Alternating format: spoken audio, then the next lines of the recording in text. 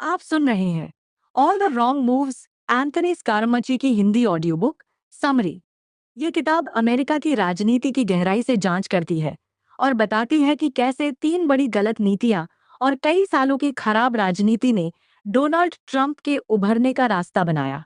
लेखक खुद white house के अंदर काम कर चुका है, इसलिए ये एक इनसाइडर व्यू अंदर की कहानी देता है। नमस्ते मेरे प्यारे दोस्तों। आज मैं आपको एक ऐसी किताब की कहानी सुनाने जा रहा हूं जो अमेरिकी राजनीति के उस दौर में ले जाती है जहां हर मोड़ पर गलत फैसले, अहंकार और अराजकता ने देश की तस्वीर बदल कर रख दी।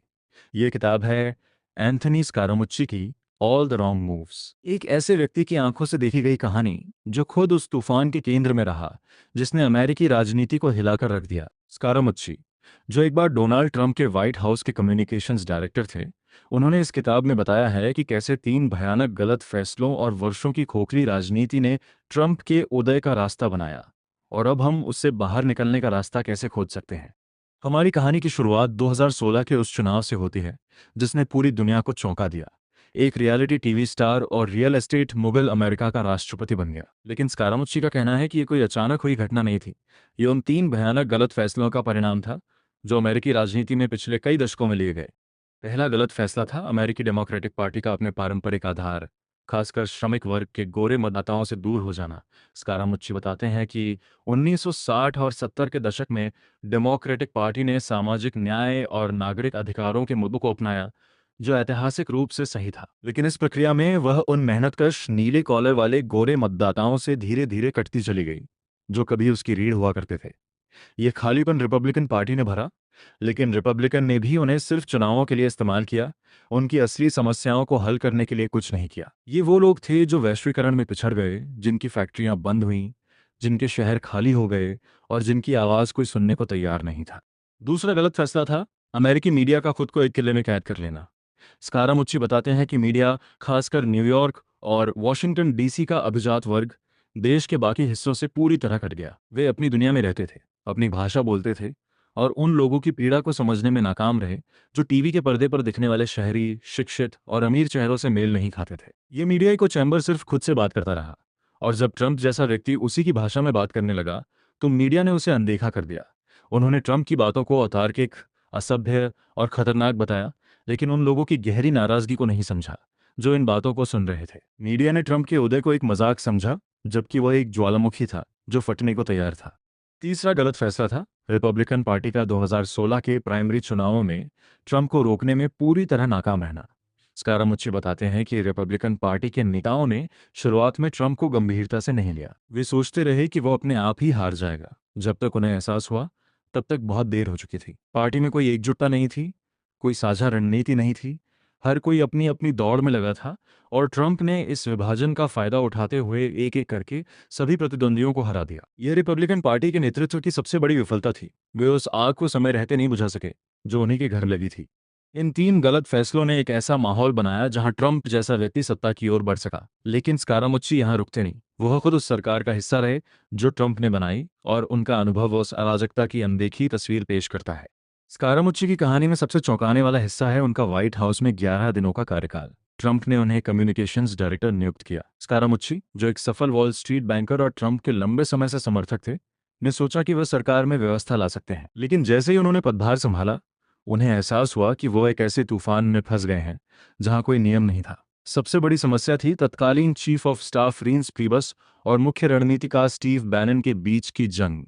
ये दोनों ही ट्रंप के सबसे करीबी थे, लेकिन एक दूसरे से बैर रखते थे। प्रीबस पारंपरिक रिपब्लिकन स्थापना का प्रतिनिधित्व करते थे, जबकि बैनन एक कट्टरपंथी राष्ट्रवादी विचारधारा के समर्थक थे। स्कारामुच्ची इन दोनों के बीच में फंस गए।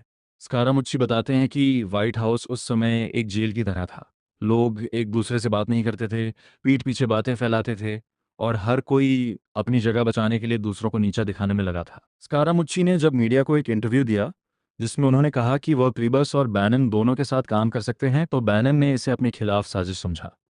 उन्होंने स्कारामुच्ची के खिलाफ अभियान शुरू कर दिया। कुछ ही दिनों में स्कारामुच्ची ने एक पत्रकार को फोन पर बैनन के बारे में कुछ कठोर शब्द कह दिए। ये फोन कॉल लीक हो गया और ट्रंप ने उन्हें तुरंत बर्खास्त कर दिया। सिर्फ 11 दिनों में स्कारामुच्ची का सपना चकनाचूर हो गया। लेकिन स्कारामुच्ची के लिए यह अंत नहीं था। वह ट्रंप के सबसे मुखर आलोचकों में से एक बन गए। उन्होंने देखा कि ट्रंप की सरकार सिर्फ अराजकता ही नहीं फैला रही थी, बल्कि वो अमेरिकी लोकतंत्र की नींव को भी कमजोर कर रही थी। ट्रंप ने मीडिया को जनता का दुश्मन कहा, न्यायपालिका पर हमले किए और विपक्ष को बदनाम करने के लिए झूठ का सहारा लिया। स्कारामुच्ची का कहना है कि यह सिर्फ ट्रंप की व्यक्तिगत विफलता नहीं थी, बल्कि यह उस राजनीतिक व्यवस्था की विफलता थी जिसने उन्हें सत्ता में लाया। स्कारामुच्ची की किताब का सबसे महत्वपूर्ण हिस्सा है इस अराजकता से बाहर निकलने का रास्ता। वह मानते हैं कि अमेरिका को एक नई शुरुआत की जरूरत है। उनका कहना है कि राजनीति को फिर से जमीनी स्तर से जुड़ना होगा। राजनेताओं को उन लोगों की समस्याओं को समझना होगा जिन्हें सत्ता ने अनदेखा कर दिया है। उनका तर्क है कि आर्थिक असमानता, शिक्षा और स्वास्थ्य सेवा जैसे मुद्दों को राजनीति का केंद्र बनाना होगा। उनका कहना है कि अमेरिकी राजनीति में आए इस संकट से बाहर निकलने के लिए मध्यमार्गी विचारधारा को फिर से सशक्त करना होगा, जो अतिवादी विचारों को संतुलित कर सके। स्कारामुच्ची ने कई सुझाव दिए हैं। सबसे पहले, राजनीतिक दलों को अपने चुनावी प्रक्रिया में सुधार लाना होगा। प्राइमरी चुनावों की प्रक्रिया को बदलना होगा ताकि चरमपंथी उम्मीदवारों को नहीं, बल्कि संतुलित और जमीनी हकीकत से जुड़े उम्मीदवारों को मौका मिले। दूसरा, मीडिया को अपनी भूमिका पर पुनर्विचार करना होगा। मीडिया को सिर्फ सनसनीखेज खबरों पर ध्यान न देकर गंभीर मुद्दों पर जनता को जागरूक करना होगा। तीसरा, नागरिकों को राजनीति में सक्रिय भागीदारी निभानी होगी। सिर्फ चुनाव के दिन वोट डालना काफी नहीं है, बल्कि स्थानीय स्तर पर राजनीति में भाग लेना, मुद्दों पर आवाज उठाना और जवाबदेही की मांग करना आवश्यक है। स्कारामुच्ची की किताब में एक और महत्वपूर्ण पहलू है आत्मचिंतन। वह खुद अपनी गलतियों को स्वीकार करते हैं। वो मानते हैं कि ट्रंप के समर्थकों ने जिस गुस्से को महसूस किया, उसे समझने में वह और उनके जैसे लोग नाकाम रहे। उन्होंने माना कि वॉल स्ट्रीट और वॉशिंगटन का अभिजात वर्ग, जिसका वह हिस्सा थे, देश के बाकी हिस्सों से कट गया था। उनका कहना है कि इस गलती को सुधारने के लिए उन्हें और उनके जैसे लोगों को उन समुदायों में जाना होगा जिन्हें वे समझ नहीं पाए। उनकी बात सुननी होगी और उनके साथ मिलकर समाधान खोजने होंगे। स्कारामुच्ची की कहानी सिर्फ अमेरिकी राजनीति की नहीं है, ये उस वैश्विक प्रवृत्ति की कहानी है जहां लोकलुभावन नेता सरल समाधानों के वादे करके जटिल समस्याओं को और जटिल बना रहे हैं। ये उस राजनीतिक अराजकता की कहानी है जहां संस्थाओं का विश्वास टूट रहा है और लोग अपनी आवाज के लिए तरस रहे हैं। ये उस मीडिया की कहानी है जो सनसनी में उलझकर अपने मूल कर्तव्य से भटक गया, और ये उन नागरिकों की कहानी है जो सबके बीच अपने भविष्य की चिंता में जी रहे हैं। स्कारामुच्ची की किताब का नाम ऑल द रॉन्ग मूव्स बेहद सटीक है। ये उन सारे गलत फैसलों को दर्शाता है जो सत्ता के गलियारों में लिए गए, लेकिन ये नाम एक चेतावनी भी है। अगर हम अपनी गलतियों से नहीं सीखे तो हम उन्हें दोहराते रहेंगे, और जब तक हम नहीं सीखेंगे तब तक हम उसी अराजकता के चक्र में फंसे रहेंगे।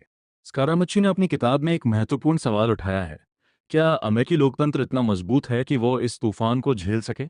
उनका जवाब है हाँ, लेकिन इसके लिए सबको मिलकर काम करना होगा, राजनेताओं को, मीडिया को, और सबसे महत्वपूर्ण, हम नागरिकों को। उनका कहना है कि लोकतंत्र कोई मशीन नहीं है जो अपने आप चलती रहे। ये एक बगीचे की तरह है जिसे निरंतर देखभाल की जरूरत होती है। अगर हम इसे अनदेखा करेंगे तो ये खरपतवारों से भर जाएगा। स्कारामुच्ची की किताब का सबसे बड़ा संदेश है उम्मीद। वह मानते हैं कि अमेरिकी राजनीति गहरे संकट में है, लेकिन वो निराश नहीं है। उनका कहना है कि अमेरिका ने इतिहास में कई बड़े संकटों का सामना किया है, गृहयुद्ध, महामंदी, द्वितीय विश्व युद्ध, और हर बार वह मजबूत होकर उभरा है। वह मानते हैं कि यह संकट भी बीत जाएगा, बशर्ते हम सही सबक सीखें। स्कारामुच्ची का सुझाव है कि हमें राजनीति में मध्यमार्गी विचारधारा को फिर से स्थापित करना होगा। उनका कहना है कि चरमपंथी विचारधाराएं, चाहे वह वामपंथ की हो या दक्षिणपंथ की, समाज को विभाजित करती हैं। एक स्वस्थ लोकतंत्र के लिए विचारों का टकराव जरूरी है, लेकिन यह टकराव सभ्य, रचनात्मक और समाधान उन्मुख होना चाहिए। वह ये भी मानते हैं कि अमेरिका को अपनी आर्थिक नीतियों पर पुनर्विचार करना होगा। वैश्वीकरण के लाभ तो हुए, लेकिन उसके नुकसान को नजरअंदाज कर दिया गया। जिन समुदायों ने इसकी कीमत चुकाई, उनकी भरपाई करने का कोई प्रयास नहीं किया गया। स्कारामुच्ची का कहना है कि एक न्यायसंगत आर्थिक नीति ही राजनीतिक ध्रुवीकरण को कम कर सकती है। स्कारामुच्ची ने अपनी किताब में एक निजी बात भी साझा की है। उन्होंने बताया कि उनके पिता एक अप्रवासी थे जिन्होंने अमेरिका में नई जिंदगी शुरू की थी। उनके पिता ने उन्हें सिखाया कि इस देश में कड़ी मेहनत और ईमानदारी से कोई भी सफलता हासिल कर सकता है, लेकिन उन्हें यह भी एहसास है कि यह सपना आज कई अमेरिकियों के लिए दूर होता जा रहा है। उनका कहना है कि इस सपने को फिर से जीवित करना ही राजनीति का सबसे बड़ा लक्ष्य होना चाहिए। स्कारामुच्ची की किताब एक तरह से आत्मस्वीकारोक्ति भी है। वह स्वीकार करते हैं कि वह खुद उस अभिजात वर्ग का हिस्सा थे जिसने देश की असली समस्याओं को नजरअंदाज किया। वह मानते हैं कि वॉल स्ट्रीट पर बैठे लोगों ने यह नहीं समझा कि जब वे जटिल वित्तीय साधनों से अरबों डॉलर कमा रहे थे, तो दूसरी तरफ लोग अपने घर खो रहे थे। यह असमानता, यह असंतोष और यह गुस्सा ही वह ईंधन था जिसने ट्रंप जैसे नेता को सत्ता में पहुंचाया। स्कारामुच्ची का मानना है कि इस गलती को सुधारने के लिए उन्हें और उनके जैसे लोगों को अपने आराम क्षेत्र से बाहर निकलना होगा। उन्हें उन शहरों और कस्बों में जाना होगा जहां फैक्ट्रियां बंद हुई हैं, जहां युवा बेरोजगार हैं और जहां लोगों ने राजनीति से उम्मीद खो दी है। उन्हें उनकी बात सुननी होगी, उनके दर्द को समझना होगा और उनके साथ मिलकर समाधान ढूंढने होंगे। स्कारामुच्ची की किताब का एक और अहम पहलू है मीडिया की आलोचना। वह मानते हैं कि मीडिया ने ट्रंप के उदय में अहम भूमिका निभाई। ट्रंप ने मीडिया का इस्तेमाल अपने प्रचार के लिए किया और मीडिया ने ट्रंप के विवादों से अपनी टीआरपी बढ़ाई। ये एक खतरनाक गठजोड़ था जिसने राजनीति को एक रियलिटी शो में बदल दिया। स्कारामुच्ची का कहना है कि मीडिया को अपनी भूमिका पर पुनर्विचार करना होगा। उसे सनसनीखेज खबरों के बजाय गंभीर मुद्दों पर ध्यान देना होगा और उसे राजनेताओं के झूठ को बेपर्दा करने का काम करना होगा, न कि उन्हें मंच प्रदान करने का। स्कारामुच्ची की किताब का सबसे महत्वपूर्ण संदेश है जवाबदेही।